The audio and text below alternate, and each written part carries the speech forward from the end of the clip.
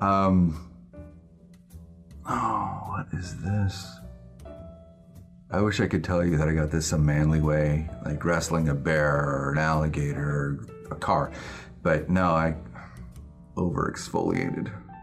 So manly. Caleb Booker here with a video. I wanted to talk a little bit about psychic entertainers. Now, there's definitely nothing wrong with using the whole theme of being a psychic for entertainment purposes. I mean, do it, do your thing. It's not my thing, but do your thing. The only trick is when, you know, it becomes a means of victimization, when you're creating a fraud.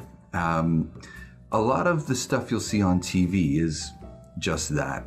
It's people who are clearly doing a standard mentalist performance and calling it legitimate. I don't want to name any names. Medium. Sorry, dry. But anyway, the point is, anytime you're sitting with a psychic and you're like, "That's amazing," and amazement is the reason you're there, that person's putting on an act. It shouldn't be amazing. It should be helpful, moving, touching. It should make your life better. But just being like, "I don't know how they knew that." Be suspicious in that moment. I'm always suspicious when people blow my mind. Not to say that stuff like that doesn't legitimately happen. I mean, I've gotten images of people's grandfathers super clearly in my head. I had to talk about their hat and the whole thing, but that's rare. And the reason I ended up shying away from that kind of out of the blue call is because it's not helpful. It's not helpful. So I want to talk about one particular thing that tends to happen, and that's the "we've never met before, but really you have." 9 times out of 10, if you see a magician doing something on TV and they've got an audience, that audience is paid actors. They're paid actors. Assume they're paid actors and the whole trick makes sense. All of a sudden you have the whole thing figured out. You know exactly how the card got from that guy's hand into that guy's pocket because they're working together. So that's sort of the heart of how these tricks work, is sort of they'll tell you, "We've never met before and I don't know anything about you." Another one, when you can see a lot of celebrities and the person acts like they don't know the celebrity, they know the celebrity. So they're right away telling you, "Hey everybody, I'm a liar, this is for pretend." You know, and the other standard head act trick is to have staff interview the audience ahead of time and then pass that information on to the guy who's getting the messages psychically. And maybe the most famous example of this was a televangelist who actually used a radio scanner to hear his wife reading information into his ear so that he could get messages from God.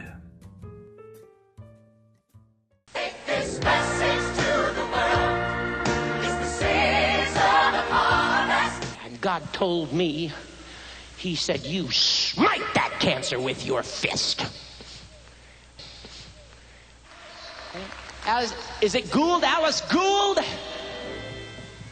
He knew their names, Stand up, Alice. as well as the afflictions they'd come to cure. God is touching that thyroid condition right now. God is touching your nerves right now. God is touching your eyes. Just lift up your hands, get ready, here it comes.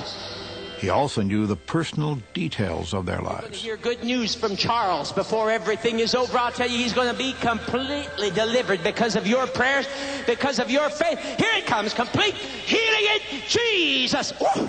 The radio scanner we brought to the hall picked up a decidedly worldly source. Hello, Petey. Can you hear me? If you can't, you're in trouble. John, is it Popoff was being prompted by his wife through a wireless earpiece. John?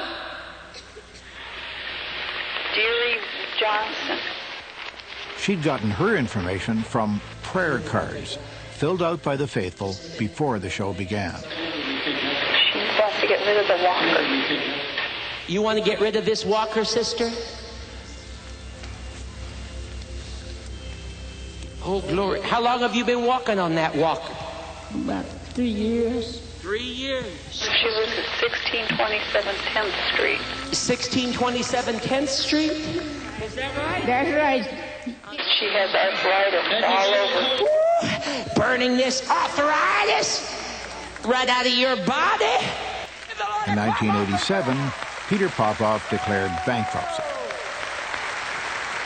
I mean, this was done on talk shows all the time in the 70s and 80s, very commonly done as soon as small radio transmitters that could fit in your ear started working. So this stuff happens, and it happens all the time. And if there's a lot of money at stake, if there's a TV show at stake, there's a really good chance the producers do not want their career on the line at the behest of some spiritualist psychic. That's their job.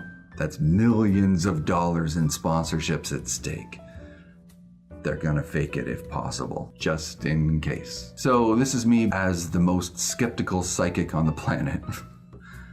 Yes, I do psychic readings, but the key is that I always remind people I don't know what I even believe about what I'm doing.